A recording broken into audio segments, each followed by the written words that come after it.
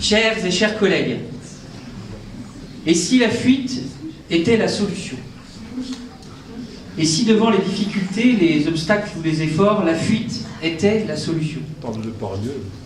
Et si nous étions tentés, devant l'adversité, d'aller voir si l'herbe est plus verte dans le jardin du voisin, la frite plus croustillante au nord, ou la vodka plus fraîche à l'est? Tout serait plus simple.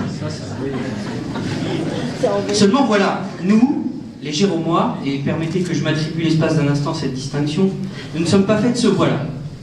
Car l'effort ne nous fait pas peur, bien au contraire, il nous aide à avancer ensemble.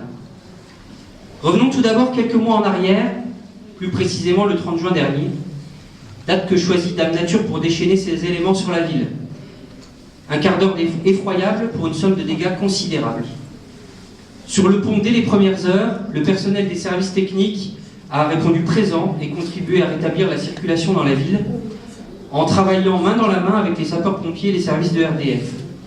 Tous les agents disponibles ont œuvré pour réparer les bâtiments, venir en aide aux habitants, préserver l'école d'Excède qui a pu être rénovée avant la rentrée scolaire, penser les plaies de la voirie et permettre le passage du Tour de France le 7 juillet suivant. Qu'ils en soient remerciés. Revenons ensuite, il y a moins d'un mois, le 17 décembre, date à laquelle le nouveau bâtiment de la Moselaine a été inauguré. 8 mois de travaux avec en point de mire l'ouverture de la station courant décembre. Cette prouesse technique a été rendue possible par l'investissement des élus, mais également des services.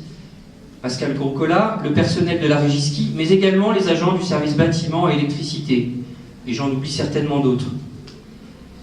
Il ne faut pas oublier, bien entendu, le personnel du service petite enfance qui a préparé une garderie bien accueillante au pied des pistes dans des conditions parfois traitées. Patrick Mougin, Annie Laheurt, Daniel Cuny et la petite dernière, Marie-Hélène Lebedel, qui profitent déjà d'un repos très mérité. Pour les autres, je suis désolé, mais 2013 sera une année studieuse.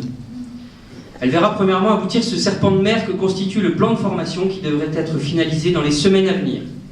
Avec le règlement de formation adopté au premier semestre 2012, il constituera l'ossature des propositions de formation pour les 3 années à venir. Cette année se multiplieront également les formations organisées pour les agents au sein de la commune. Le programme vous sera communiqué dans les prochaines semaines. Autre chantier en cours qui devrait s'achever cette année, celui de l'entretien professionnel en lieu et place de la traditionnelle notation.